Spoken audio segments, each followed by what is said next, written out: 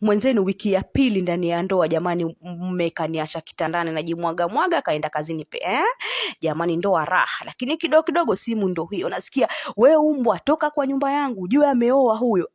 Jamani, mshtuko wa roho. Lakini haukunipiga sana mshtuko wa roho.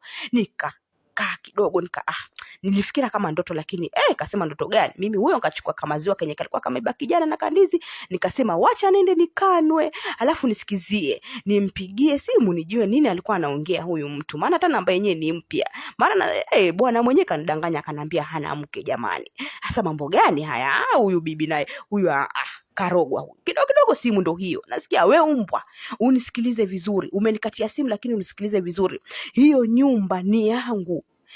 Na ujue huyo ako na bibi, tumeenda Christmas lakini narudi naja kunyonga. Nikaangalia kale kama ziwa bado akajaisha, nikasema mama we wacha nimalize kichenye kimebaki mwanzo, halafu sasa mimi ni umbwa na wewe pia ni umbwa, nitapambana na wewe vizuri baada. Jamani, kwa ndoa sio